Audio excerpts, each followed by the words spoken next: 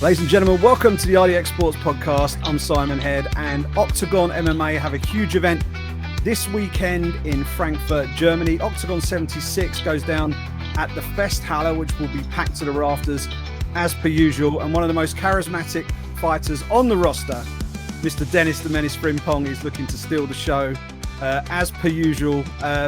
Denis, how's it going over there? You've just got, fight week starts right now, yeah? So how's things going just as you build up to fight night?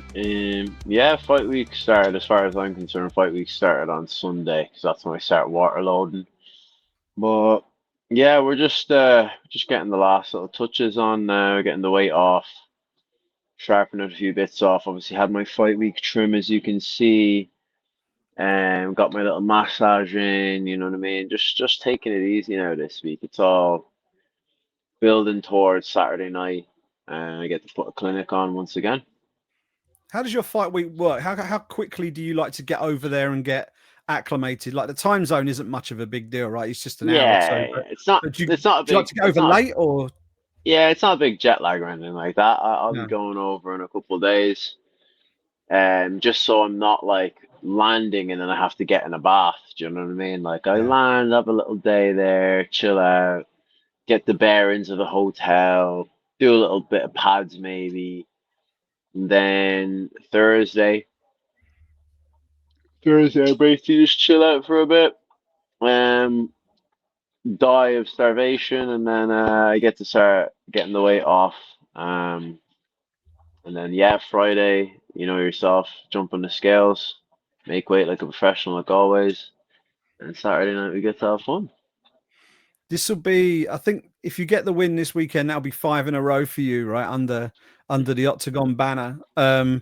How would you grade your OKTAGON career thus far? Because you obviously started out, had a couple of fights, had the OKTAGON Challenge series, which I think helped sort of bring you to the attention of the promotion's fans on sort of in the Czech Republic, and obviously in Germany now. They've expanded very successfully into Germany. But since then, you've really kicked on, and you seem to have really leveled up in the last 2 fights in particular. How would you grade your progress so far? Yeah, I mean, when I win on Saturday, I will be on a 5-fight win streak within OKTAGON. That will be my,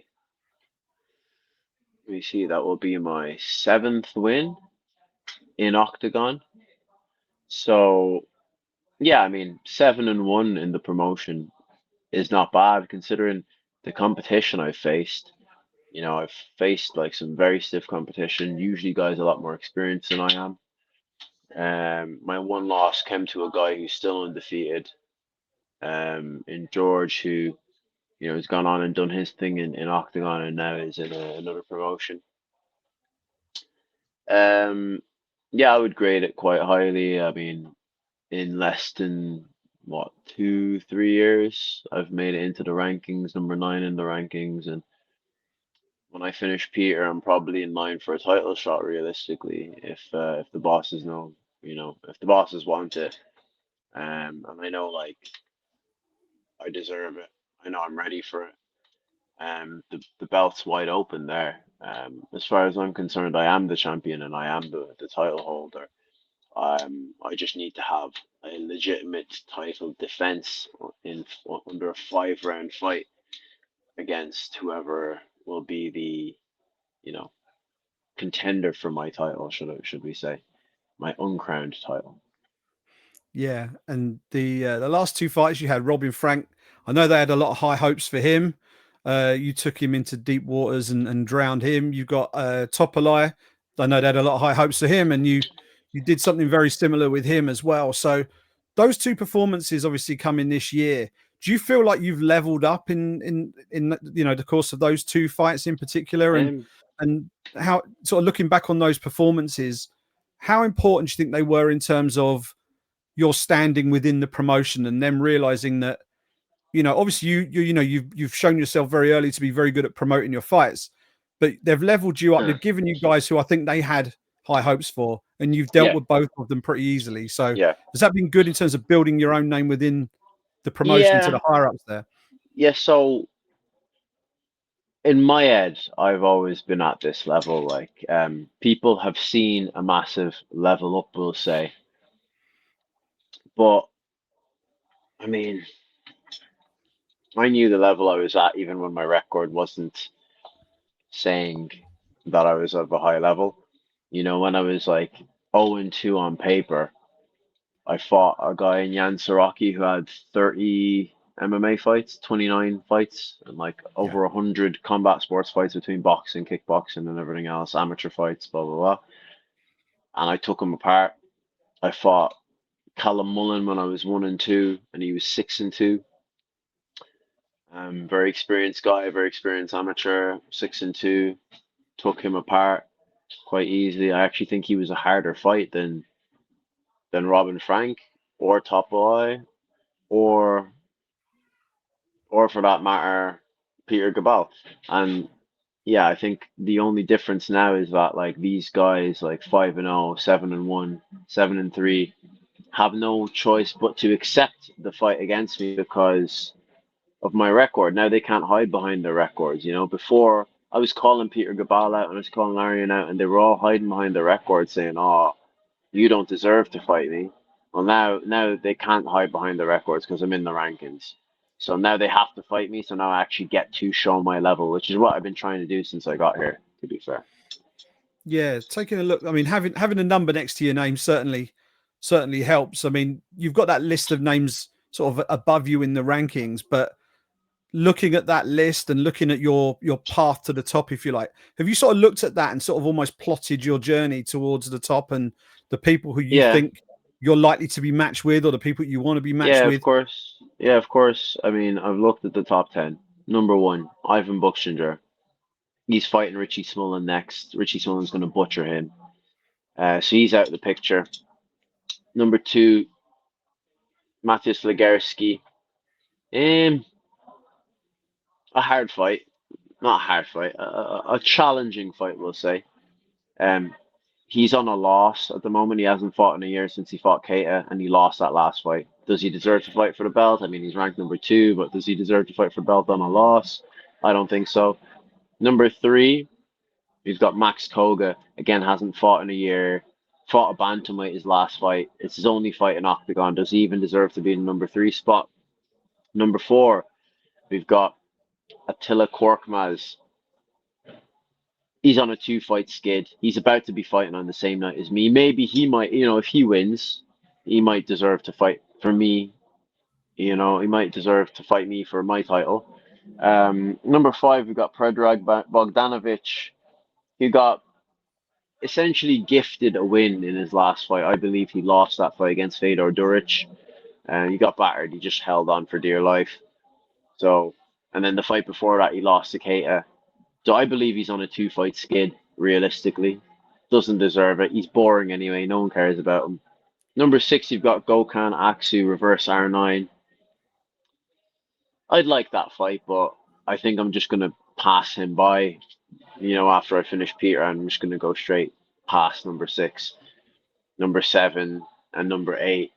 I think Alan Omar is somewhere in there, and Yakubanek. Yakubanek, again, doesn't deserve to be in there at all. He's shy. Hasn't fought in ages. Alan Omar has one win against a journeyman in Octagon. Um, the only reason I'd like to scalp Alan Omar is because he was in the UFC, so it's a bit of like a Yeah. name. He's 25 and 5. He's a bit of a name, but other than that, yeah, no one really there to stop me. Legarski is probably the hardest fight, I would say, stylistically in that whole division, but he's on a loss. He doesn't deserve to fight for the belt, so who does deserve to fight for the belt, really? You know what I mean? Other than me, like I am the champ. I am on a win streak. No one else is. So they can all chat all the shit they want, but I'm the numbers fight, and I'm the champ fight at this particular point in time. So it sounds to me like if an immediate title fight isn't next, Korkmaz sounds like the one that makes the most sense on paper, given you're on the same timeline. He's sort of halfway or more than halfway up the rankings from where you are. You beat him, you're top 4, top 3, and then a title fight would probably have to be next after that. Nah, I mean, realistically, I think a title fight's next after I finish Peter Gabal. Like, I don't see why I would have to fight Attila Korkmaz. Like Yep. I said, he's on a 2 fight skid. He lost to Shem. and he lost to Sadari before that, or Ronnie, one or the other. Um, so he's on a two-fight skid. Like he's fighting a guy who's 11-10, who come in on short notice. Like even if he beats him, does he really deserve to fight for the title on the back of that? I would have just gone through Peter Gabal 7-3, Ariane Topolai 7-1, Robin Frank 5-0, Callum Mullen 6-2, and then Jan Saraki. Like that's 5 fights on the trot, demolishing all these guys, barely taking a scratch. You can't really put it in the same comparison as being like 2-1 in your last 3 fights and one of them against an 11-10 guy. So yeah, I'd have to skip Attila Korkmaz on that one. If they did want me to have one more fight before a title fight, I want Gokhan Aksu just because the shit talk's already there. You know what I mean? Like, he's reverse R9. I would get a R9 haircut for that fight. The build up would be sick. He's big name in Munich. I would love to fight in Munich again. So that would be the fight for me if there wasn't an immediate title shot. And then once I finish him, then a title shot would be inevitable and undoubted at that point. One of the things I've noticed, sort of towards the early end, if you like, of your Octagon career, especially coming out of the Octagon Challenge series and everything, you sort of painted yourself as sort of the bad guy, the instigator, the one trying to sort of stir a few things up, make a bit of good television and all the rest of it. And it did a good job, right? But it feels to me like there's been a little bit of a switch now, like especially with those last two fights. I don't know if did you notice that it felt like you're getting a bit more respect from the crowd now as well from your performances. I feel Yeah, like they're beginning to turn now. You're not just the antagonist who's fighting a guy who they know, and like yeah, you're the bad guy coming in now. Now they know that you're a legit contender, but also they're yeah, respecting the skills as you're in there, and you're getting a bit more respect from the fans now. I think. yeah, 100%. I think it's that I came in with this bravado and I said what I was going to do. And until you actually do it, people will hate you for that because they'll think that you're disrespectful. But I don't think I'm disrespectful. I think I just have absolute confidence in my skills and my abilities, and I know how hard I train. I know how hard I work, so I know what I can do in there.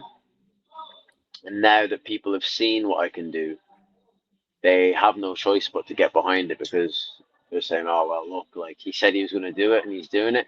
People hate McGregor on the come up. You know what I mean? People hate McGregor on the come up. They said he was too cocky, he talked too much, and then when he did it, then people said, "Oh, you know what? Fair play, you did it."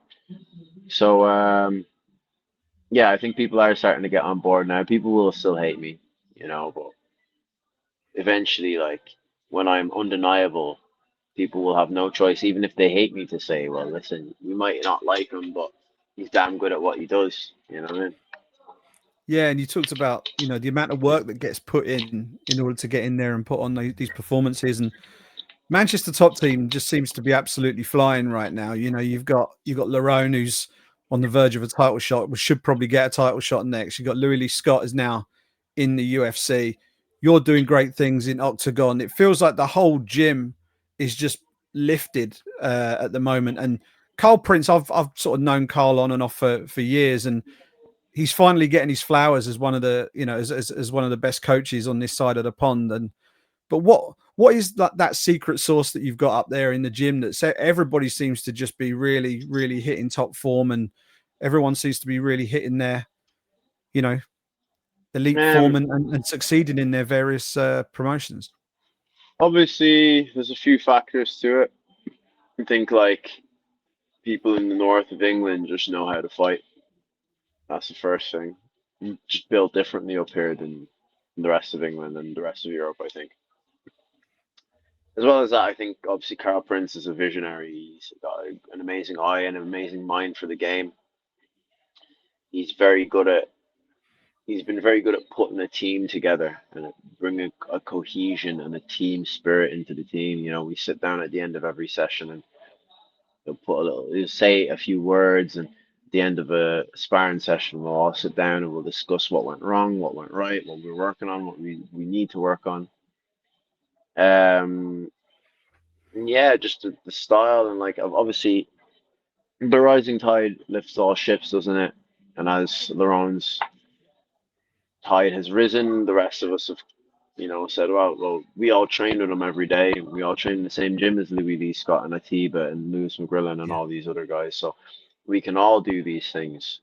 Um, so it just shows you what's possible, where I think like in a lot of gyms, people see like a UFC world champion as like some far attainable thing that you need to go to one of these like super gyms or AKA or ATT or fucking, I don't know, whatever other gym to shoot box to be good. When you see a guy come out of your own gym get to that level, you realize that actually like we're doing the right thing here, we're on the right path, and we're about to take over. And like that across multiple global promotions, we are taking over, and yeah, I think this next year and a half is going to be absolutely huge for our gym.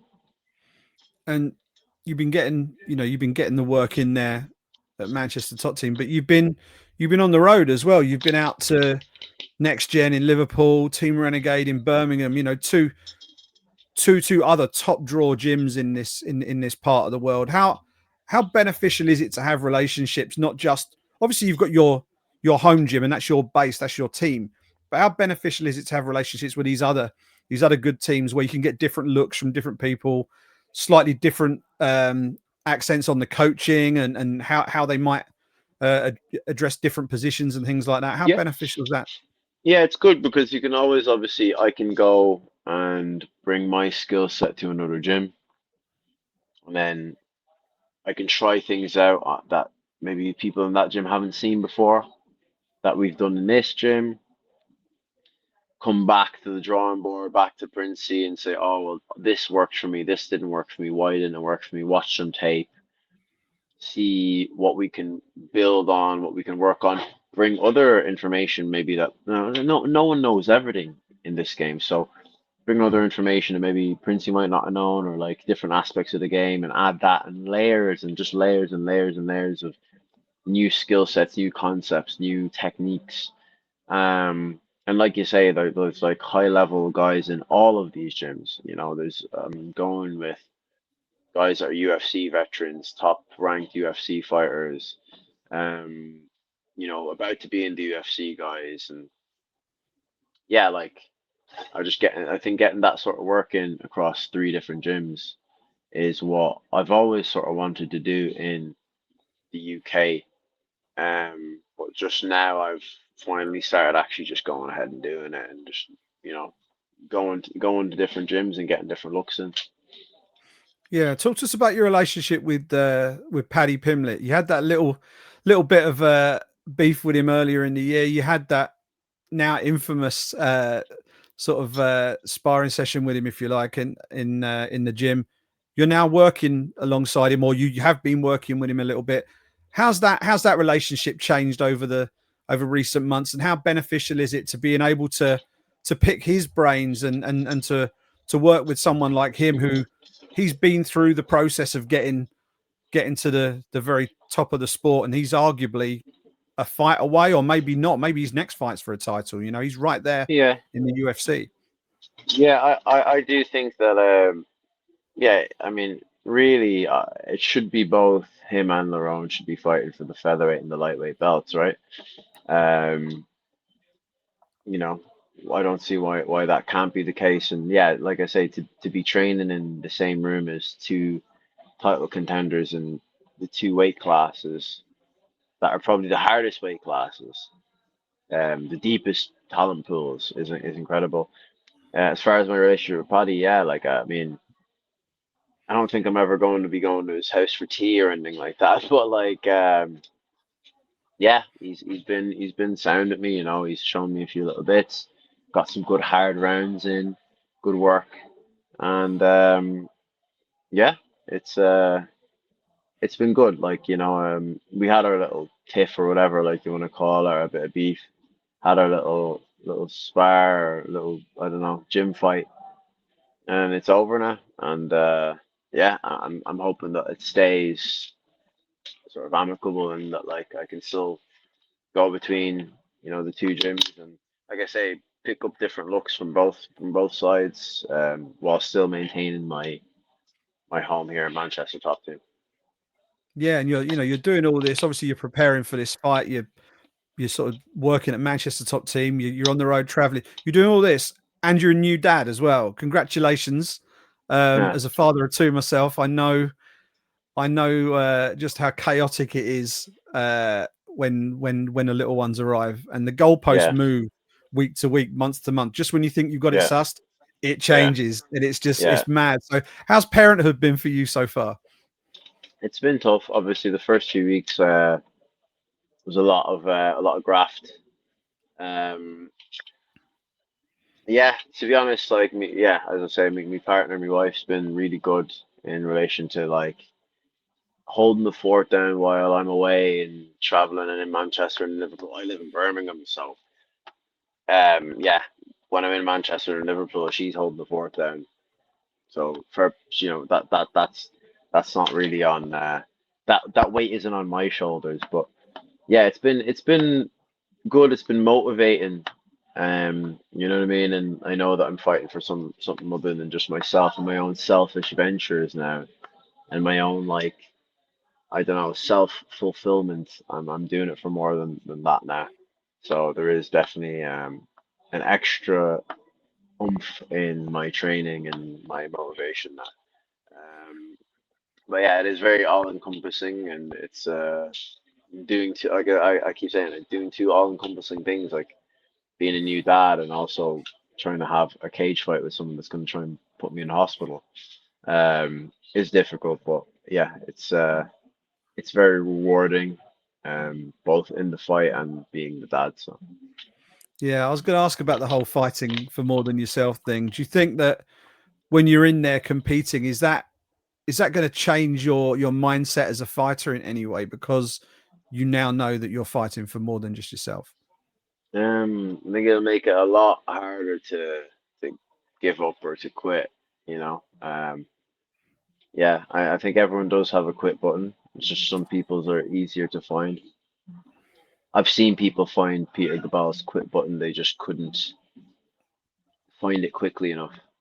I think I will find it. I'll find it quick enough and I'll put him out of there. He doesn't have that same motivation I have. He's doing it still for that self-fulfillment, that selfish self-fulfillment, but I'm doing it for a lot more than that, and I think that's going to drive me forward to victory.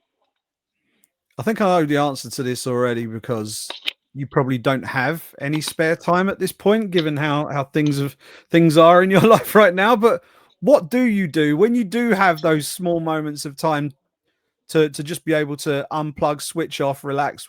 What does Mm, Denis Frimpong do to sort of unwind when you're not in the grind of training and you're not changing nappies or having a Um, small child throw up on you?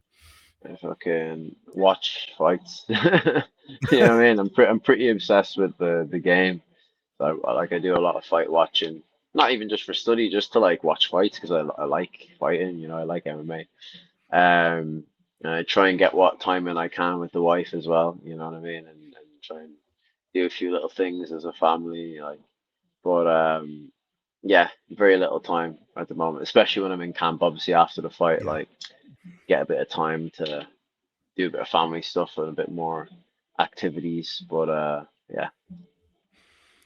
You talked about this fight with Peter Gabal, and you mentioned finding his quit button. Do you think that is the path to success for you to actually make him quit, and whether it be just overwhelming him with strikes or getting a submission for him? How do you see this actually playing out from like a stylistic point of view, having looked at how his past fights have That gone? is that is always my goal. I don't really plan to switch people off. I want to actually make them quit. I want them to know in the back of their mind, deep in the recesses of their brain and their soul, that I didn't just catch you. I didn't just hit you with a lucky shot. That I broke you and you mentally quit in there. And I think that's a lot more damaging to someone's ego and a lot more damaging to their career. Like when you look at when people have fought me the last few times. They've not fought for a while afterwards, Aaron's not fought since I think he is booked for another fight. but Robin hasn't fought since still. Callum took a while before he got back in the cage. Um, so yeah, I think that like does something mentally to you that like I know for me myself, if someone just knocked me out in 10 seconds, I could always say in my head, they just caught me. I just zigged when I should have sagged. I made a mistake.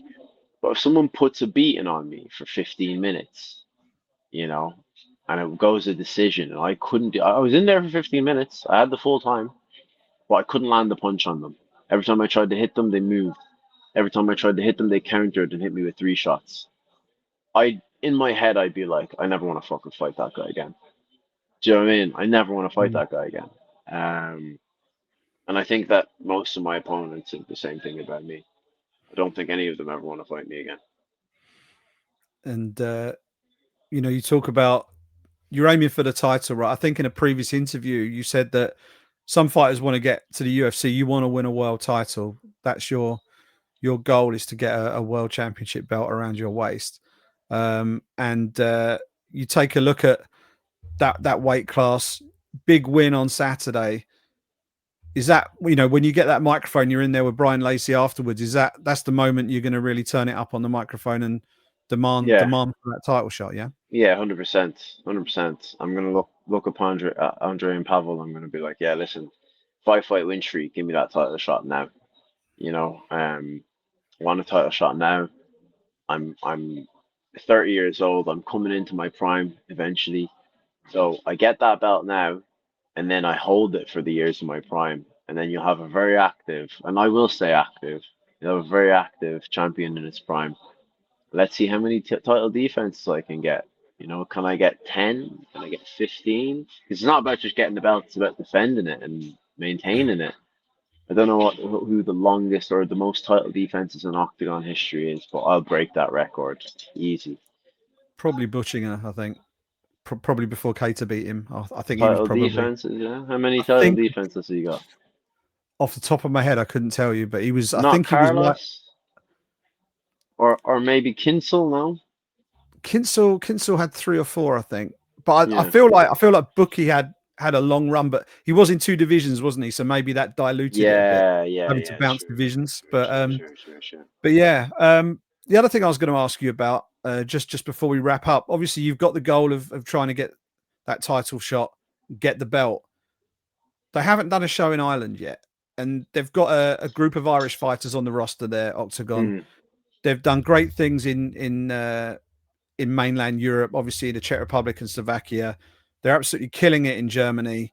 They've had some shows in the UK. They kind of struggled to get a foothold in the UK, but Ireland is a different ball game, right? If they can get Yeah. over it, how big would an Octagon event be at like the Three Arena, for example? And how realistic and how close are we to potentially making something like that happen, do you Do you want think? me to, do you want me to be, if I'm being fully honest with you, without like trying to lie for my own personal gain, I don't think it would be successful just yet. I do think give it another few months when Will has maybe 3 belts, so heavyweight, light heavyweight, middleweight. Yeah. I've got the lightweight belt. Richie's got the featherweight belt. Maybe who do we have at bantamweight? We do have a bantamweight as well, don't we? Oh, I feel so bad from forgetting his name, but yeah, your man from MMA Cork, that beat Radek Rushal. He's a bantamweight, so you can maybe have a run at the bantamweight belt. You have enough. You have enough of the belts that belong to Irish people, and you've got to bring it to Ireland. And I think at that point, then Irish people would get behind it because they'd be like, "Oh, there's a few world champions in this promotion. Look at these shows that they do in Germany, and they're massive Mm. shows and stadium shows and stuff like that." And you go smash it in the Three Arena. Who knows? Maybe then we even do Croke Park. You know what I mean? Like I know that would be a massive, massive thing. So yeah, take it a step at a time. But like I said, I'm here to stay. I'm here to defend that belt. I'm here to become a megastar in Octagon. And yeah, I would love for them to do some shows in Ireland. That would be incredible. And it's going to be a packed house. The German shows are always absolutely packed to the rafters. I mean, what's it like fighting in front of a packed house like that? These are UFC size crowds, aren't they? You know, Mm.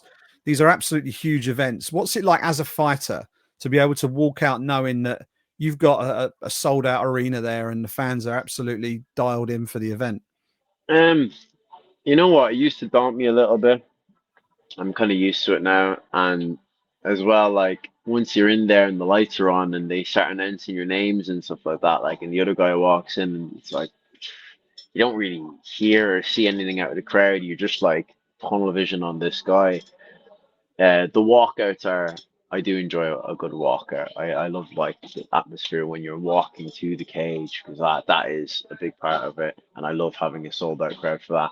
You're gonna love being in the red corner and being not the hometown fighter, but like definitely the hometown favorite in my matchup next. That would be enjoyable.